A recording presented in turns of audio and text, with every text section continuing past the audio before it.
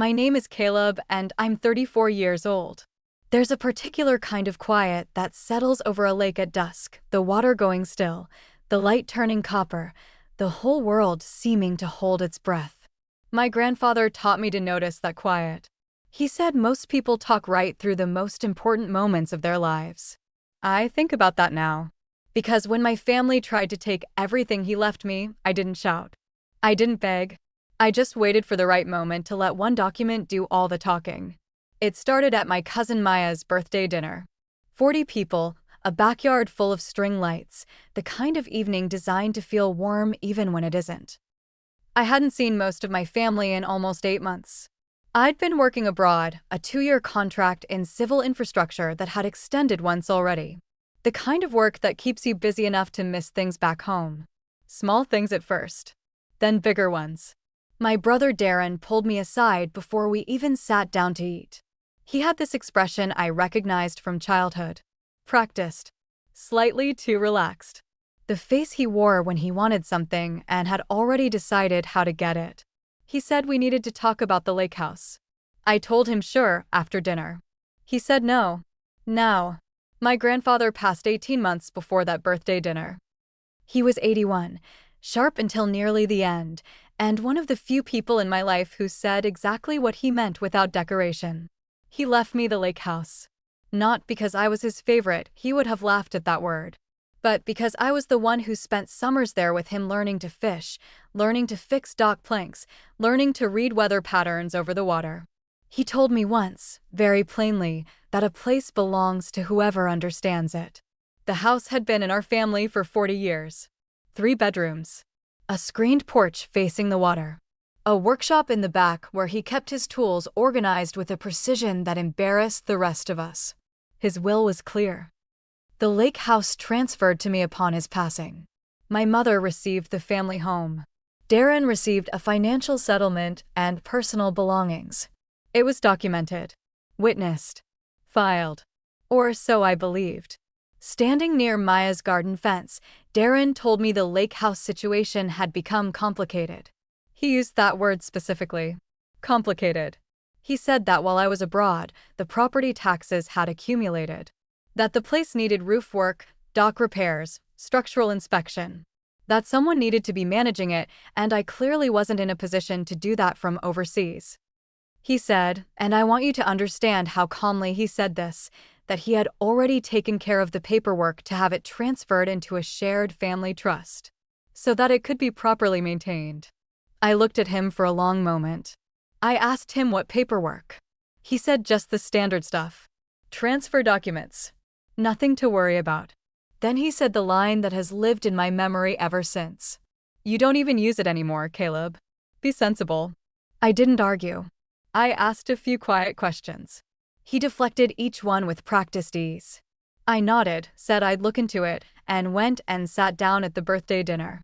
But something had gone cold in me. Because here's what Darren didn't know. I had been back to the lake house 7 months earlier, a brief visit during a gap between project phases. I'd checked on everything. Paid the outstanding taxes myself. Had a contractor walk the roof. Left the place in good condition. There was no deferred maintenance crisis. There was no urgency. Which meant whatever paperwork he was describing, the reason for it wasn't the one he'd given me. I flew home 2 weeks later with a specific purpose. I went to the county property records office before I went anywhere else. What I found there required me to sit down. The lake house had been transferred. The deed had been amended. And on the transfer document, where my signature should have appeared authorizing the change, there was a signature. It was meant to look like mine. It wasn't. I want to pause here because I've been asked many times since then what that moment felt like. Finding documentation of something that specific. Something that deliberate. It didn't feel like rage. Not immediately. It felt like the floor becoming very solid under my feet. Like the world clarifying into sharp edges. Like every nervous look Darren had given me over the past 2 years suddenly having an explanation. I photographed everything. Said nothing to anyone. And called an attorney the next morning. Her name is Patricia and she's been in property law for over 20 years. She reviewed the documents for 3 days before she called me back. When she did, Her voice had that particular steadiness that professionals use when they're delivering information they know will land hard. She said the signature was forged. Identifiably so. Not a close imitation rushed, under-pressure work that wouldn't survive comparison to any verified sample of my handwriting. She said there were also procedural irregularities in how the transfer had been notarized. That the notary stamp appeared on a document that had never actually been witnessed in the required legal context. She said we had a strong case. Then she said something else. She said this hadn't just affected me. Under the transfer, the house had been moved into a trust that named Darren as sole trustee, meaning he had been making financial decisions about the property for months. Decisions that may have included things beyond maintenance. She told me not to reach out to Darren. Not yet. She said, let's see what else we find first. What she found took another 3 weeks. Darren had taken out a short-term loan using the lake house as collateral. Not enormous, but real. Documented. A private lender. An agreement signed in his name as trustee of a trust he had created using a document bearing my forged signature. He had borrowed against property he didn't own, using paperwork he had falsified. Patricia laid all of it out on her desk the afternoon she called me in.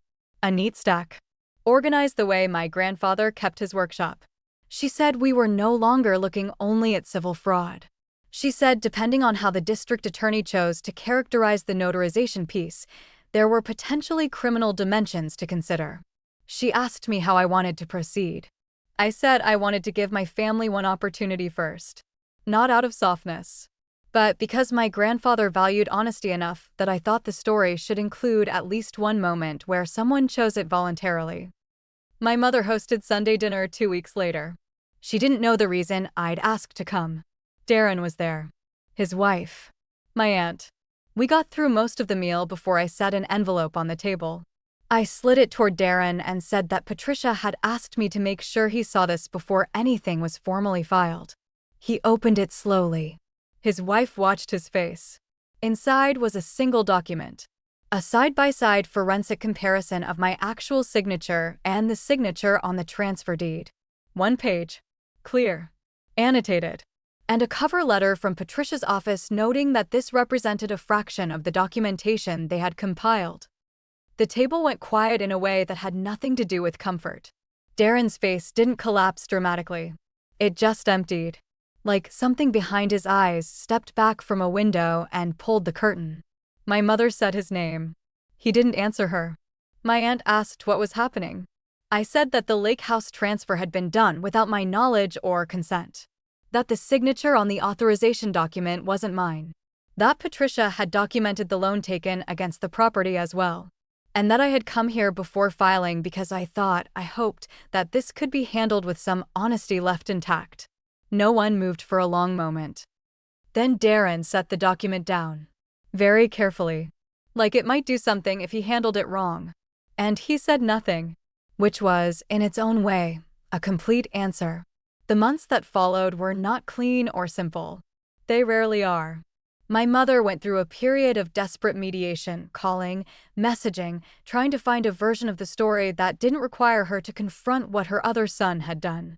My aunt sided with Darren initially, then went quiet once Patricia's office reached out to the notary and certain things became harder to deny.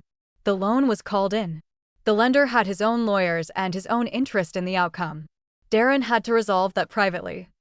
The lake house was restored to my name through a corrected deed filing. Patricia handled it efficiently. The property records now reflect what my grandfather's will stated from the beginning. Darren and I have not spoken since that Sunday dinner. That's not a wound I'm keeping open. It's just the accurate description of where things stand. Last autumn, I drove out to the lake house for the first time since everything had been settled. I sat on the screened porch as the sun went down.